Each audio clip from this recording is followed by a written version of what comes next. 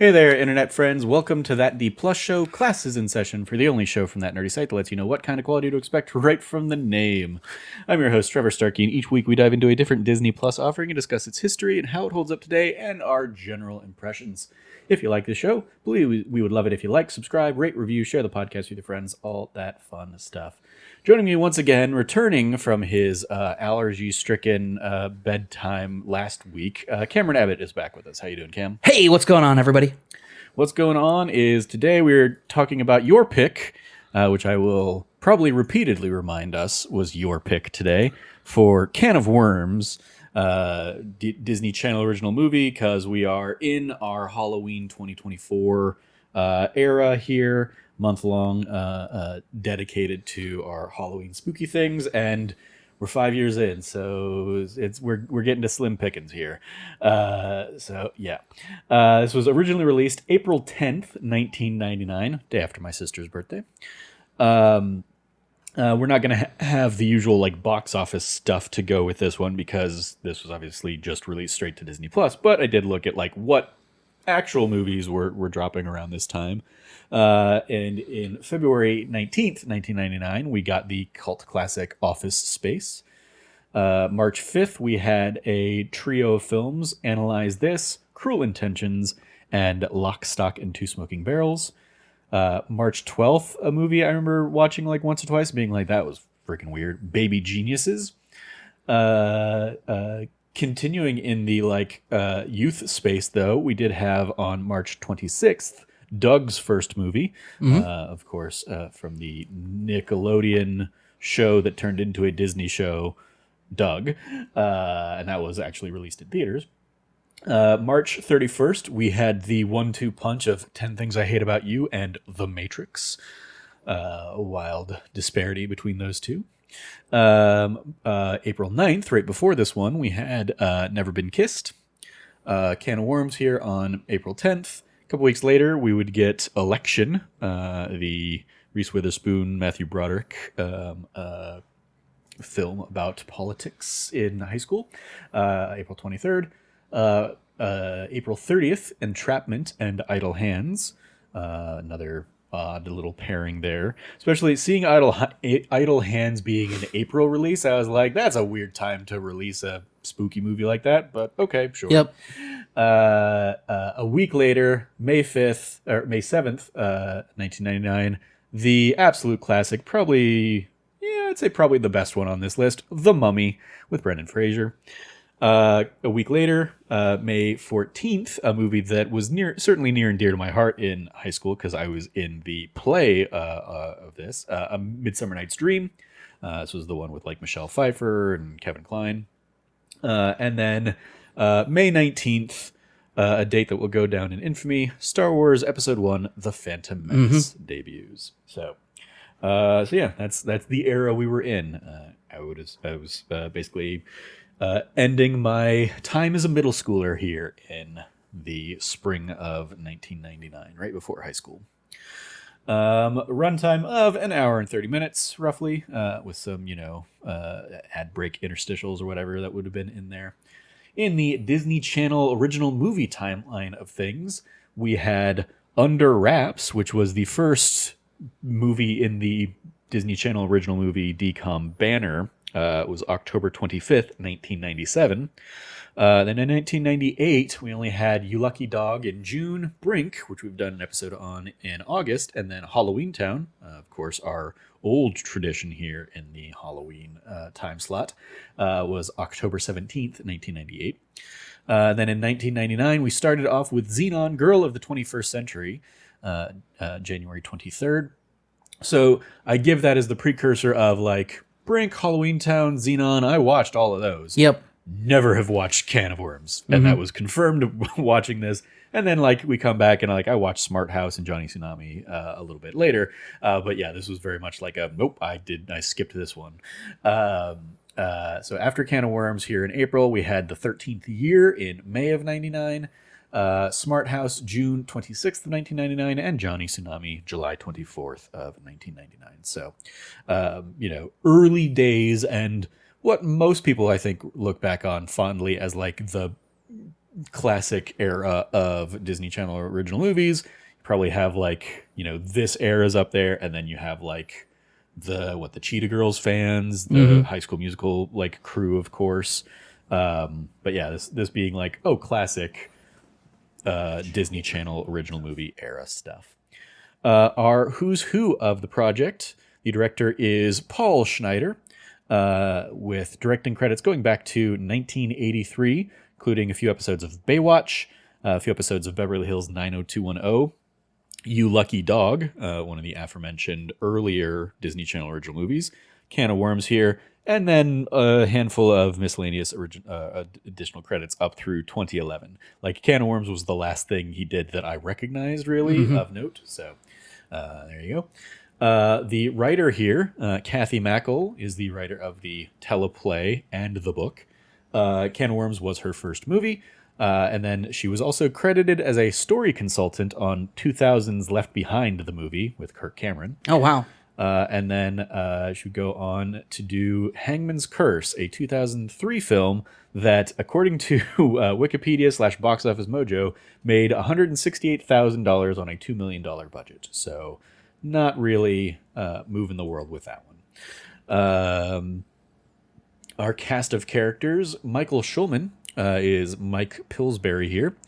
According to his IMDb bio, he was in the original cast of Sondheim's Assassins, but looking at the Assassins Wikipedia page, I could not verify that. So I don't know. He was also in The Pickle, a handful of episodes of Party of Five prior to this, Can of Worms, and then handful of episodes of Recess after this, and a few other miscellaneous credits up through 2017, but not a ton to write home about. Erica Christensen, on the other hand, as Caitlin, got her start in the 1995 Michael Jackson music video Childhood. Then she had a few other miscellaneous credits, but then Can of Worms comes along. A few more miscellaneous other credits. Then she's in Traffic, Swim Fan, Flight Plan, and then she was a regular on the TV show Parenthood for, I believe, 5 seasons, 103 episodes. She's had a handful of other credits since, but she is currently on Will Trent, a Hulu series for the last couple seasons. So yeah, the fact that she was on Parenthood and like one of the regulars on Parenthood is like, oh, that's a show I've never watched, but I've heard about it and I've heard good things about it. So shout out to her. Adam Wiley is Nick, aka like the best friend. He is one of those kids from the 90s. Has a lot of miscellaneous credits from the 90s, including Child's Play 2, Kindergarten Cop, The Swan Princess, and is probably most notable. He was in the series Picket Fences for 88 episodes. He's also in the Under Wraps Disney Channel original movie prior to this. Had a small recurring stint on Gilmore Girls for about 6 episodes after this, and then he's had like a steady run of credits up through 2023. It was weird because looking through his IMDb, I'm like, I immediately recognized this kid. Absolutely. But nothing, like I couldn't, looking through his entire IMDb, could not place what I actually was like thinking about him from. Like maybe it was Under Wraps, maybe I watched that a couple times and like that's where he's ingrained in, but like it was like I don't know who you are, but I immediately knew who you were kind of thing. It's like, one of those where he's literally been in so many things that it's like I don't remember you from one thing, but I remember seeing your face pop up dozens of times. The other thing I went so far down the rabbit hole, I was like, why do I know this guy? So I looked at his Wikipedia page, and like one of his things in there was like he was the Crayola spokeskid thing. So I'm like, okay, maybe he was like in a stint of commercials that are like buried somewhere deep in the back of my brain, which I'm not going to find on IMDb or something like that. But yeah, it was just like, I know this kid. Why do I know this kid? I don't know what I know this kid from, and it's going to bother me, at least for the rest of this episode. Well, I mean, just going through his Wikipedia page right now, like I'm looking at it right now because I need to look up who this kid was. Yeah.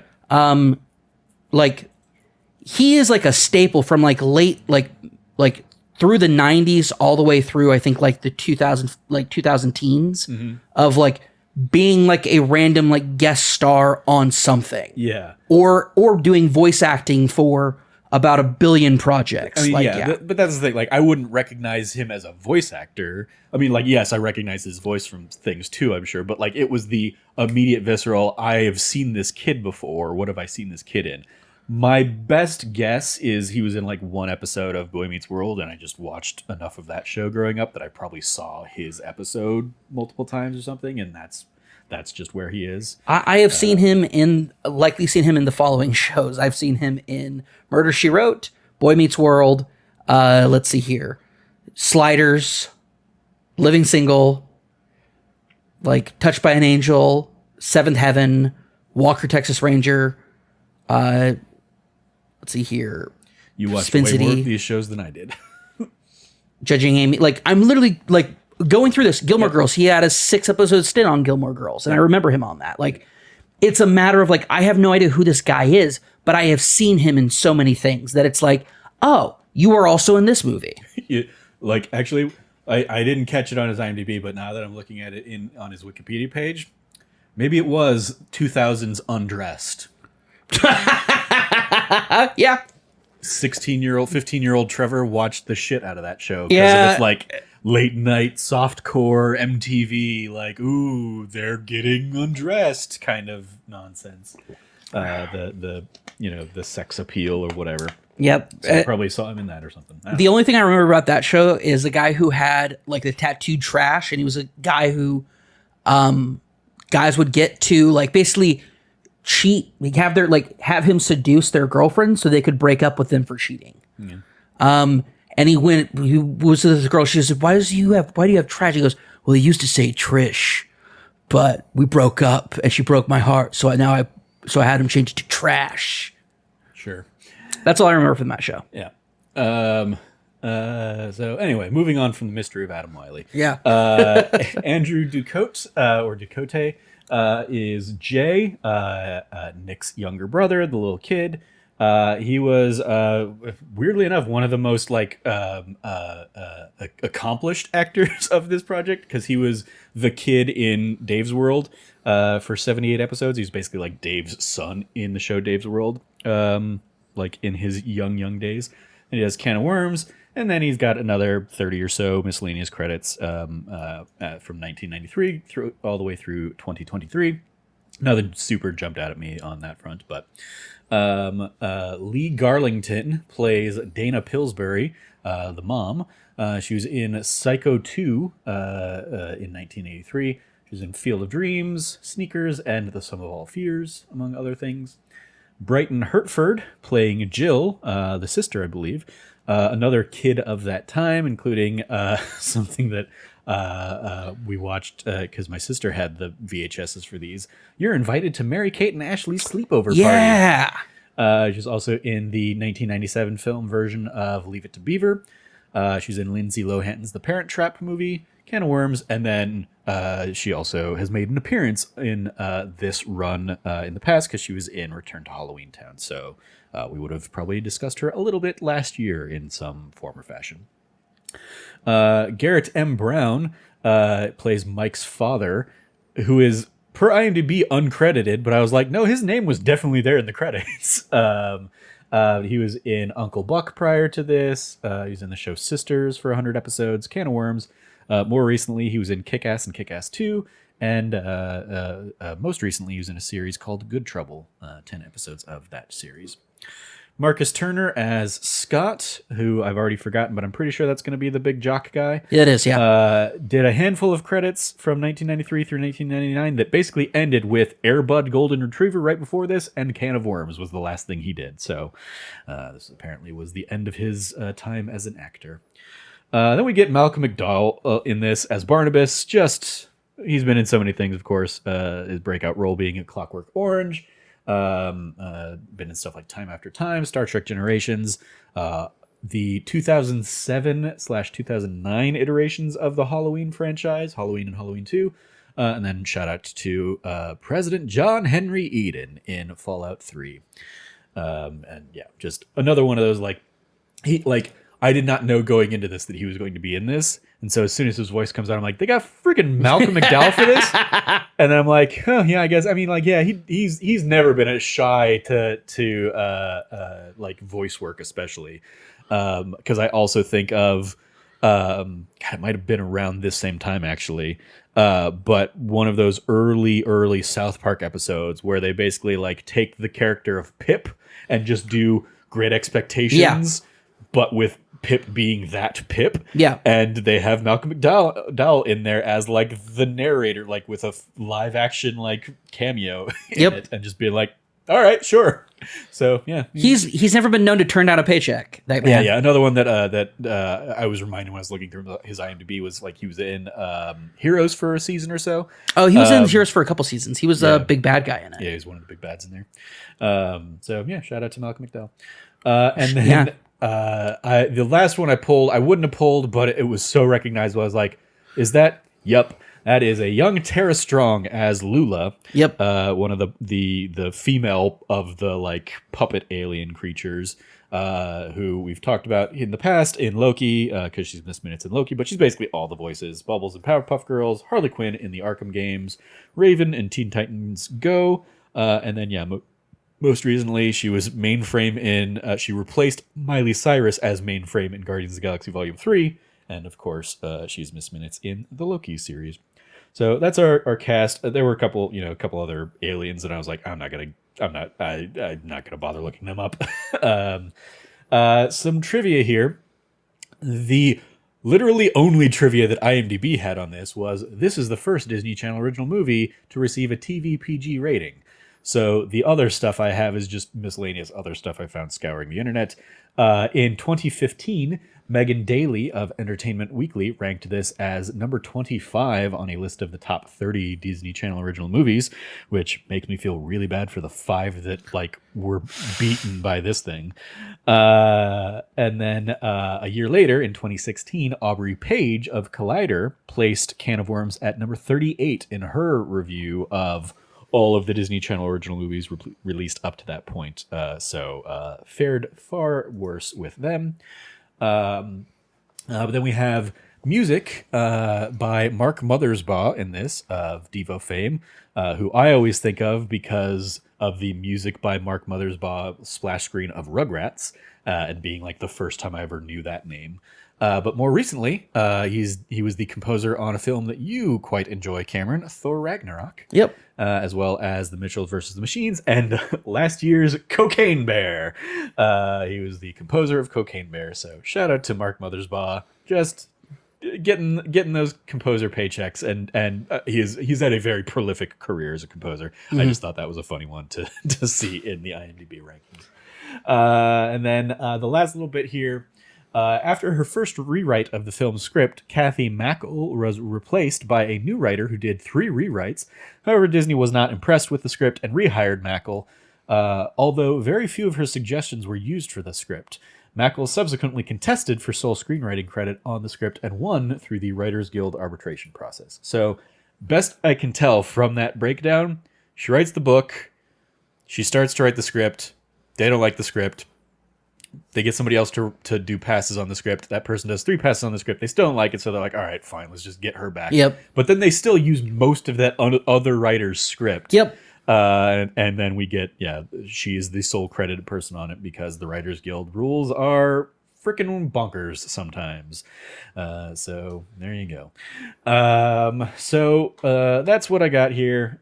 Cam, I'm going to throw it to you first because you at least like initially had fonder memories of this. Yeah, for sure. I'm curious, how does this hold up, and did any of those fond memories come back, or was this still are you in alignment with me in that this was not a fun time? Listen, this is very much a Frank picking my mom's date with a vampire. Okay. Levels of like, oof, I did not remember how bad this movie was. The memories of my childhood where I liked this one. Uh-huh. It's definitely not like, it was never going to be like, it's not even close to like the Halloween Town era. But here's one of the things I thought about as I watched this movie. Yeah. I can absolutely see little kid Cameron loving the aliens. 100%. And I can see grown adult Cameron still loving the alien. Some of them I like. I did like one of the few highlights of this was like immediately clocking Bohm as an ambulance chaser lawyer. Yes. Like he has his initial line. I'm like, oh, like my note was like, oh, the Bohm is an ambulance chaser, and then we have like a whole cutaway scene of like gross out food gag stuff. Visual gags, and then he introduces himself properly, and so I'm like, okay, didn't need any of that other shit. And then he's like a nasty, gross trash monster. Yeah. Listen, if you want to know, like the way to my heart as a child was to introduce a, shoot, I can't believe I'm forgetting it, but from Ghostbusters, a Slimer. Slimer, give me a Slimer-like character, and I will adore it. Sure. This movie had a lot of like, oh, this is clearly ripping off this other thing. Yeah. Like starting with the Hansels. I'm like, oh, this kid is just stealing the story of Superman and thinking nobody's going to notice. And then the other kids are like, wow, that's such a cool idea. And it's like, shut up. Just shut up, Kathy Hackle, through these kids. They're Kathy Mackle. Like, no, that was not a... like that. Yes, that was a cool idea in the 1930s when it was introduced by one of the most iconic characters in fiction. You don't get credit for that though.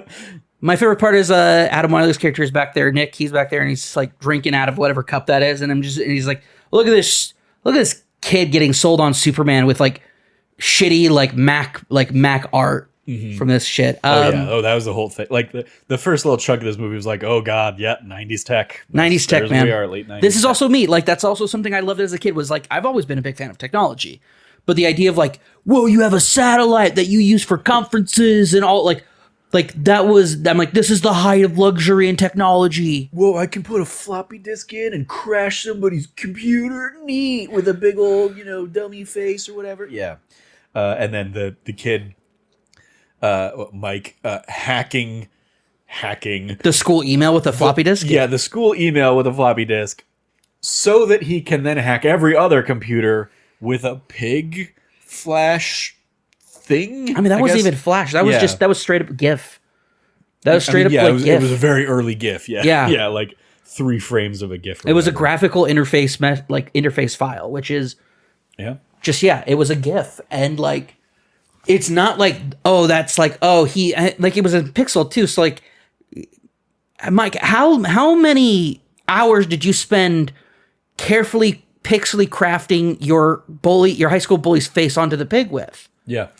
And it was like the fact that they had set it up earlier with like, oh, he's using so much like RAM in the house that he crashes his dad's stock. Which doesn't make any goddamn sense. Doesn't make any goddamn sense. That's not how RAM and memory works. None of this made sense, Cameron. This was all somebody who doesn't know anything about computers, even in 1999, writing nonsense about computers. Like, listen, as an adult who now understands computers, everything was garbage and trash. I fucking hated that. Like, honestly, my favorite bit was Kathy Caitlin coming into Mike's house and being like, oh, what's that? And Mike like showing this janky, like piecemeal together transmitter and being like, yeah, I don't think it'll work. And she's like, it looks like it'll work. I'm like, what about that garbage piece do you think looks like it will work? It is like, you can't find a working component on that thing. It's just a bunch of garbage glued together from a props person that doesn't know what they were asked to make. Like, what about that looks like it's going to work? Oh my god. Yeah. Also, he has this weird ass like I want to say like. The thing about Mike is that he's supposed to be a tech kid, but he has the biggest fucking theater kid energy. Sure, and it just doesn't match with his character. Yeah. Oh, like I mean, here. So going back to also his bully is like the nicest TV bully there's ever been. Yeah. So going back to the Mom's Got a Date with a Vampire. At least in that, I like Carolyn Ray. Yeah. Like this, there was nothing likable about her. Like Caitlin doing God's work, trying to make any of this like matter and make sense. And Malcolm McDowell is putting in a fun enough performance as a dog. But yeah, like when your central character is just like an unredeemable, annoying piece of crap character, it's like Yeah. I don't like. I got to the like every half hour, I would kind of look up from taking my notes and see like how far are we in, and be like, oh my god, we're only 30 minutes in, or oh my god, we've still got 30 minutes to go. Jesus Christ, let this be over. Because yeah, that's the biggest sin of this movie for me. Really, is that It's an hour and a half long and not 90 minutes, or it's 90 minutes yeah. instead of an hour. Yeah, well, it is that Mike Pillsbury has no likable qualities. Absolutely not, There no. is never anything likable about this character. He's introduced to us thinking he's better than the entire planet and that he doesn't belong here. And maybe if they had paid off something with the Hansel thing to be like, oh, maybe he did know them because he really was like not from this planet. But no, they don't ever like do anything to confirm that or whatever. So it's like, no, The closest thing you're just an arrogant piece of garbage the entire time. And then when things don't go your way, you get super depressed, but you're still a piece of garbage. Yeah, Like, for me, they do this weird like hand contact thing with the Hansel, and I'm like, oh, is this where they're gonna is this where he's like, I think he's been transmitting his story to me and letting me know like this is where he is. He doesn't belong here. He's the only one of his kind, and like taking like a very like sentimental moment, being like, it wasn't my story. I was telling what was happening to somebody else. I have to free him. Like he sent for me. Like there could have been a really like nice moment for that, leading up to like I gotta free all of them. Like they're all kept here, captured, like they're prisoners. Like that would have been a cool thing for him. He does it, but there's no like emotional input from it, or like well, I have to do this because it's the right thing. The weirdest thing is the biggest change in empathy felt by any character is the goddamn bully. yeah. Because he hears the story, and instead of being like, well, that's fucking Superman, he goes, wow, I think Mike thinks he's like a Hansel. Like he's alone out there, and like really softens up. Like sound like anybody we know. No. Yeah. It's, oh my god, shut up. Yep. Like very much just like a very like poignant, like and it's like, yeah, on paper, you guys should be friends. You're both on the football team. Yeah, but even that is like, why is Mike on the football team? There's no reason Their for Mike to be on the mascot football is called an art. This is a fucking magnet school. There's no athletic people in this thing. Like the premier jock is like 5'4". They're like, we're not talking like, this is not the creme de la creme. Like this is like, I mean, rich like magnet school preppy like, kids. like go back and like I am cursing you to do this. Go back and look at the football scenes. Like Mike is still a foot smaller than everybody else on that 100%, team. yeah. But like it's more, he gets the ball and the first thing, like I guess not the first thing he does, but he panics and runs the wrong way. Is such a like trope of like, oh, person that shouldn't be on the football team. So like he should have been cut from the football team. Yeah. That should have been the next scene. And Yeah. we don't ever go back to that. But no, the movie ends and he's still playing football with the team. And it's like, no, this was like, shut up.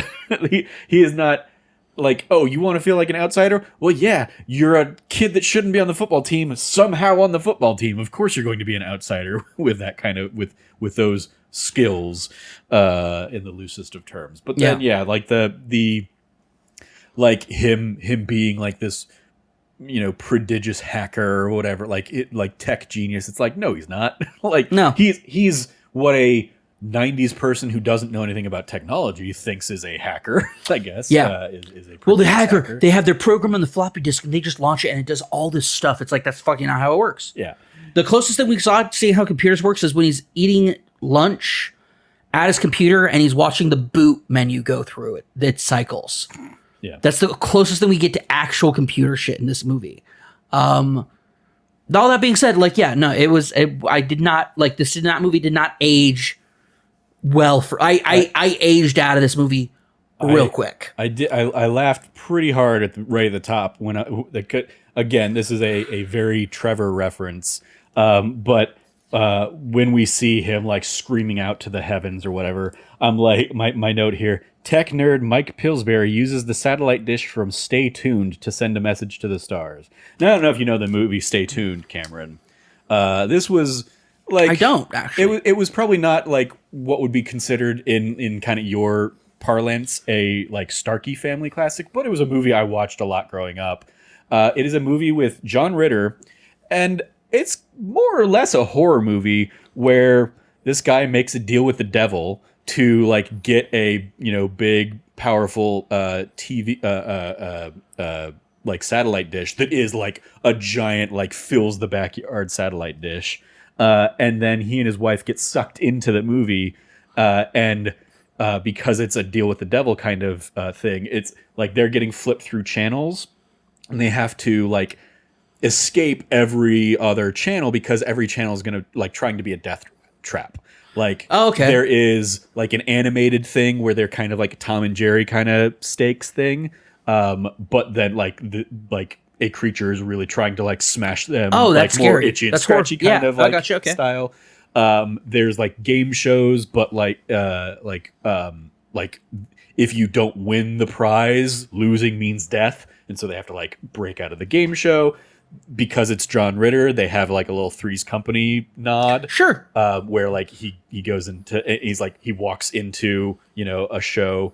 Because like basically like they escape each channel or each show by like finding the portal, and like that takes them to whatever the next scene is, basically. And so like he flees out a portal and comes in the door, and it's like the Three's Company set, and like a couple of the actors. I don't remember if they were the actual Three's Company actors, but they basically like are there and then immediately turn into like succubuses or something like that, and he's like, oh god, no, and flees. But yeah, like that was like the like a movie that I just watched so much from this era, and like partly probably because it was like my fascination with TV or something like that, and so seeing all of these like, oh, they're it's like a twisted TV thing, and also it was a horror movie that was a family friendly-esque horror movie. Like there's not anything like too gruesome probably in it, but yeah, like the thing I remember most directly is had a giant satellite dish TV in the backyard that like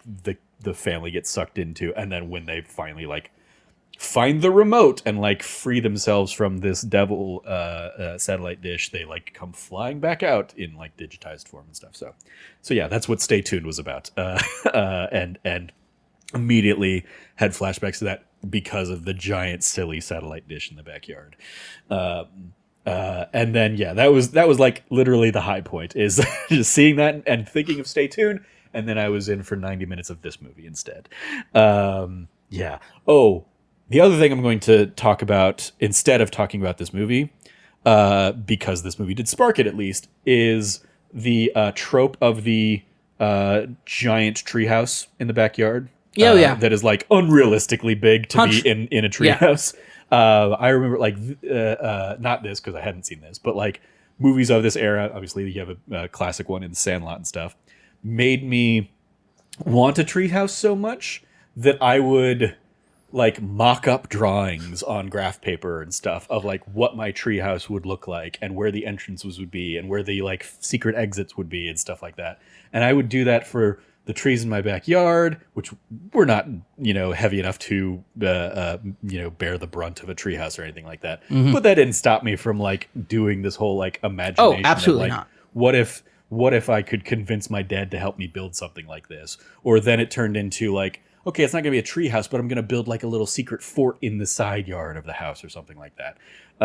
And so, yeah, I probably have a ton of drawings. And so, yeah, it is kind of the like, obviously teeing up next week's Treehouse of Horror stuff. Why was Treehouse, like, why are treehouses so ubiquitous in this kind of media? I mean, they probably aren't anymore, I imagine, because of like the digital age.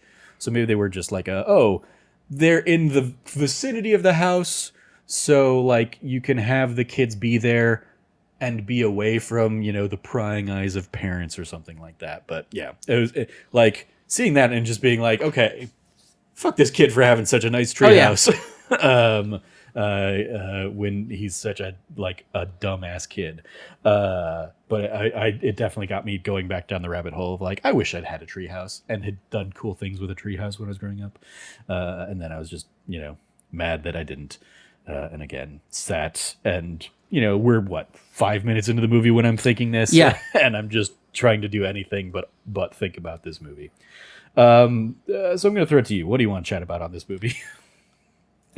Are there any highlights? Any things you want? Yeah, You I mean, the aliens are pretty neat as far as like the ideas and concepts around them. I think that the ideas and concepts of like you open up a can of worms, and so the first responder is a first responder, somebody who's there for like civil rights, and like if you're actually an alien being held here against your will, you need to come with me because I'm here to basically pull you out of here.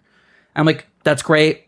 The second one is like you said, ambulance chaser, sleazo, like glom, like gross freaking alien. Third one we get is a like media agent, talent agent, which is fantastic. Yeah, which is like I kept waiting for that one because that's the one that's the thumbnail. So I was like, so so it was very much because we've been doing this show for this is our 5th year of holiday special things. Like I've seen that thumbnail for years now, and constantly been like, all right, can of worms, we're going to get to you someday, but I don't know what the hell, when that's going to be or what that's going to be like. In my memory, it was swap the second and third alien. I thought you thought that guy was the sleazy lawyer, and the Slimer one was the agent. The agent. Yep. Well, I just didn't really remember the Slimer one. I remembered. I kind of like actually I combined both of them in my head. Because I was like, yeah, because the yellow one does like gross, like blah, blah, blah, blah, like eating food stuff, but it doesn't. It's different ones. So yeah. I'm gonna be honest. I don't have a lot of fond memories about this movie, or like fond pulls from this movie. This movie is, I will say conceptually, this movie is like an okay idea. Like it's a really okay idea, but I think the problem is that you have very bland generic characters of the humans are very bland generic characters.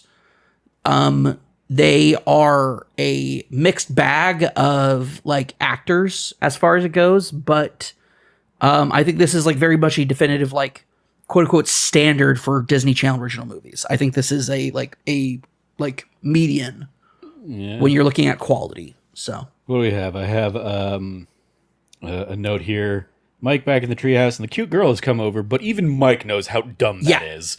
Yep. Maybe the like one bit of self-awareness this movie has. My note already, we talked about Mike's janky transmitter, quote, looks like it'd work. Yep. Shut up. Also, like, he hooks up this entire, like, rigs this entire, like cool dance thing for Halloween, and then it gets taken over by his bully. But the way he reacts to it, he could have just been like, I'm sorry, it all blew up, you guys, my bad. Instead, he gets like, this is why I said this kid has theater kid energy. Oh, yeah. Because instead of Tech Kid being like, I'm so sorry, it blew up, this is my bad, and feeling like sad and depressed about it. Instead, it's just like he runs into the line of fire from the fire extinguisher, from the teacher, like putting it out from the fire extinguisher. Yeah. It's just, overall, that's an awful scene. Because they're clearly trying to set this up as like his Carrie moment. And they just do not nail that. Yeah. I mean, yeah, especially the fact that, like, the movie starts in medias res, so, like, and then cuts back to 2 weeks earlier. So, like, we're building up to that, like, reveal and stuff. Also, fuck a dumbass soldering lights onto a cummerbund. Shut up. Just shut up, movie. I hate so many things about you. So, yeah, that doesn't make any goddamn sense. But my note here, Mike to the Bohm being like, you wrecked my phone call. My note here being, nah, man, that was 1000% your dumbass deciding to put all of your attention and focus on this gross thing and verbally respond to this gross thing while the girl is talking to you, while the girl that you were crushing on is It's called a hold button. Your phone had one, I guarantee. Shut up, buddy. You are the biggest dumbass. Or just be like, hey, can I call you back? Yeah. What else do we have? Mike Pillsbury, you have opened a can of worms. Okay, he said the thing. Let this movie be done now. Yep. What do I have here? There was one throwaway line for Adam Wiley, the friend kid, who like it's like he says Uncle Luther was right, and I like. For whatever reason, that stood out to me just because it's like, all right, he's referencing something that we don't get anywhere else in this movie. It's just like a complete throwaway line, but it's like the most world building this does of like, oh, okay, so your uncle's a nutbag who, alien conspiracy theorist. Okay, that was interesting. Yeah, closest thing we get to any at first I was like, wait, did they mention Uncle Luther before? But I was like, no. They didn't. Speaking of Mark Mothersbaugh's musical contributions to this film, I guess shout out to what they're like. Okay, we need the perfect specimen. Cut to the jock. Oh God. We've tricked the jock over, and he's going to be bait. Well, how are you going to get him to be bait? I dare you. Like this musical fanfare building up to Mike saying the perfect words of I dare you. Just be okay. No. They're all stupid. You're all being stupid. It's all really dumb. I hate all of this. It's all real dumb. Shout out to a perfectly conveniently placed cage that can trap the Thode, I guess. Yep. The Thode, how intriguing. You've put an H after the T and removed the A. How brilliant of you. Yeah. Oh, and in the subtitles, it was THOAD. So was it? Okay. Yeah, it was full. They just added an H. There we go. And made him a toad person. That's some Cameron Abbott DM bullshit right there. And then just like at one point I was like, where's my note here? My note. Mike has been unlikable the whole movie, so I'm just mad that the framing wise, he's destined to quote unquote get the girl. And this is when they're in the alien zoo thing, and I'm just like, fuck this.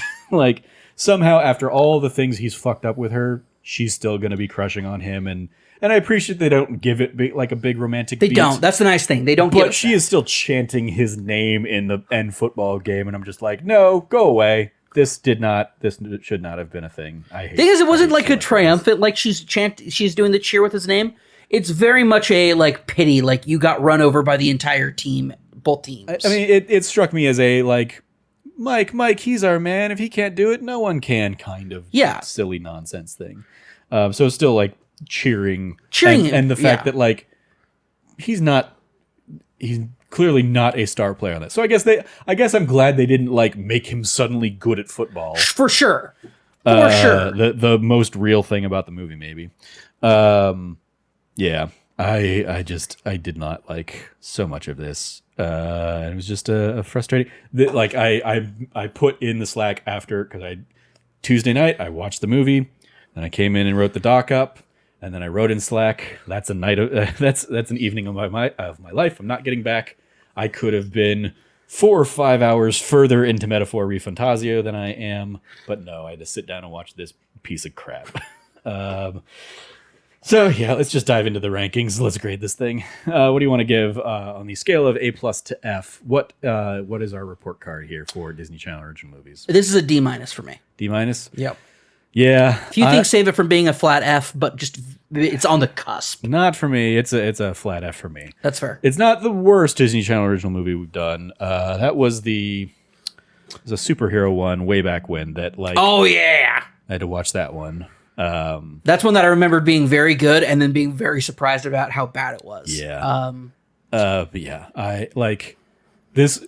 This was one of the first times. Because even in that, it was okay, it was new enough and early enough in the run of the show that like all right, we're gonna occasionally get some stinkers. This is one where I thought a couple things. I thought this is why we don't do that many Disney Channel original movies anymore. Yep. Like because not many of them were good to begin with, and like. The only good one that's probably still outstanding, I guess we haven't done like High School Musical or anything like that. And admittedly, like I don't have context or like Camp Rock and the like Cheetah Girls and stuff were after my time. So maybe they're, the borderline good ones. But yeah, High School Musical, probably the best of the barrel we'll actually get. And then Xenon is like, we haven't done any of the Xenons. So like those I'm more or less okay with. Like I rewatched the Xenon at some point since Disney Plus has for sure. has become a thing, even though we didn't do it for a show. I went back and just was like, I'm gonna throw this on, see how this one holds up way better than a lot of these other pieces of crap. Yeah. So yeah, I thought, oh, this is why we. That's right. This is why we don't do that many Disney Channel original movies. I guess I don't think we haven't done Johnny Tsunami either. We talked yeah, about Johnny Tsunami we did was- Brink as like a big group thing when we were at PAX back before the pandemic, and the idea was always like, okay, when we get back together, we'll do like Johnny Tsunami as like the next group one, but obviously that just didn't happen. So yeah, there's like a couple out there that could still be, doable. But I thought that, and then I thought that D Plus show was a bad idea. Like, or I guess like Halloween themed that D Plus shows was a bad idea. like a full month of them. Yeah, Maybe a full dedicated month every year for this. we Especially burned through the good ones. especially because, and I'm gonna throw him under the bus. He'll be back next week for the show. But like, this was all Logan's pitch way back when. Was like, yeah, let's do a full month of like Halloween stuff. And I said back then, I was like, I don't and know if then- a month is a good idea. And then he just never shows up for them anymore. So yeah, this was not a fun time. I will say when we brought up, when I was like, oh, we could do this one, I was like, oh, let's do that one. I remember it being good. And then I paused for him. I was like, well, I remember it. I don't know if it is. Yeah, So yeah. But next week we will be back with the saving grace of our Halloween month in recent years, our annual Treehouse of Horror anthology. We're going to be doing Treehouse of Horror 10, 11, and 12. So this will be our 4th episode of these. So stay tuned for that. Go check those out. Treehouse of Horror 10 is going to be in the 11th season because they didn't do one the first season. So we're getting into that, like what a lot of people are deemed like up through season 10 is like the golden era of Simpsons. So now we're getting into, okay, what things are they doing here in this era of things? I almost guarantee one of the ones we're going to get here is going to be like the Harry Potter, which one that I think I remember from that age, because this would have been around the time that those books were really breaking out and becoming kind of big pop culture stuff. But yeah, we'll see. So stay tuned for that next week for our wrap up of Halloween month here with The Simpsons. Extra credit, other suggestions if you like this. There is Girl vs. Monster. There is Don't Look Under the Bed. There is Halloween Town, which, as we alluded to, was if you want to go back and watch our thoughts on Halloween Town, that D Plus show, episode 44, back from that first year, that first October of those Halloween months. Xenon Girl of the 21st Century, as I said, we haven't done one of those yet. Twitches, Mom's Got a Date with a Vampire, which was that D Plus show, episode 8. Way back when, back before we had this idea of like, oh, we're gonna save Halloween themed things for the October. The Scream Team, which was basically the other option that we had for Can of Worms or the Scream Team, because those are the two that were like coming up in terms of like Halloween themed things. And then Phantom of the Megaplex, which was even earlier, that D Plus show, episode 6. Yep. So we're looking at like February of 2020 is when those couple episodes came out. Very, very early days of That Nerdy Site show, or that Nerdy Site and that D Plus show. Back when it was, okay, I did Goofy Movie, so I've got the one that I wanted to do. You did Darby O'Gill, so we got your weird one knocked out. Then we did, because yeah, third was the Eddie's $1 Million Cookout from Frank, and then yeah, like other ones where it was just like, okay, what things do we want to revisit in classic Disney Plus fashion? And we were in an early DCOM phase back then. So yeah, you can go check out any of those or the former episodes on those. Extracurriculars, are you keeping up with Agatha all along? Are you caught up? No, to I've this week's fallen episode? behind. I need to catch up. Okay. It's something of a priority for me this weekend. So are you 1-2 weeks behind now? I'm 2 weeks behind at this point, so I really got to catch up. Okay. Because yeah, there's three episodes to go, but I believe it's next week and then a 2-part finale the final week, and that's going to be most likely. You'll definitely need to be caught up by the finale, because it's our planned first episode of November. So 2 episodes from now. Yeah, I am caught up. I'm keeping caught up with that. It's interesting. We'll see where the season wraps up. It's starting to do that thing where too many Disney Plus Marvel things do this of like, okay, they've sowed a lot of seeds, and now they're probably gonna rush to wrap up all those threads and probably have a little bit of like unfulfilling, unsatisfactory kind of finishes. Sure. We'll see. I guess there's room to see where this lands, but yeah, we'll see. We will talk about that in a couple weeks' time. I don't think I watched anything else on Disney Plus, so that was it. That is going to do it for this week's episode of That D Plus Show. Thank you, Cam. In the loosest of words, thank you. In the biggest sarcastic air quotes, thank you, Cam, for joining me for Can of Worms here. You can follow Cameron at Rev Cabot, 2 B's and 2 T's. Anything you want to give a shout out to? Yeah, we just had a really awesome podcast this last week where we talked about our initial thoughts about Metaphor ReFantazio, as well as my thoughts and my review of Echoes of Wisdom. So if you want to check that out, go ahead and check that over there. Yep. Yeah. Metaphor ReFantazio, I was probably 10, 12 hours in at that point. I think you were maybe 5 or 6 hours in. As we recorded it on Saturday. So then I spent the rest of Saturday and Sunday playing it. I'm now like 50 hours in. So yeah, probably still won't have it finished by this weekend, but I will certainly have many more thoughts on it. Absolutely. Stay tuned for more Metaphor ReFantazio thoughts.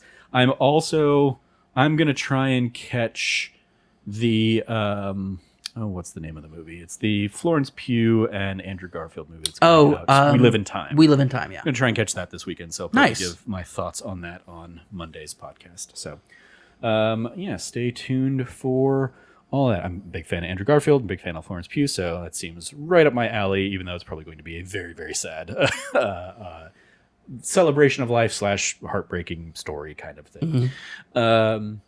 Anyway, you follow all of us over at That Nerdy Site. You can follow me at Trevor J. Starkey, although I threw this out there, and I imagine Cameron's in the same boat. If you want to follow us not on Twitter, we're on Threads, we're on Blue Sky. Go follow us over on those places, because Twitter's just getting worse and worse now that Elon's trying to remove the block feature. And just, that garbage site is garbage. Remove the entire point of the block feature. Yeah. It's, you can still block people, but it won't do anything. Shut the fuck up. I hate that guy.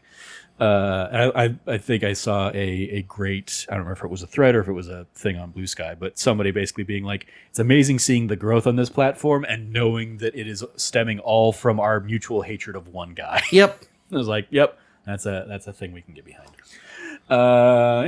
If you like the show, please remember to rate, review, subscribe, share the podcast with your friends, all that fun stuff. Thank you for joining us. As always, stay nerdy, be good to each other, and class dismissed.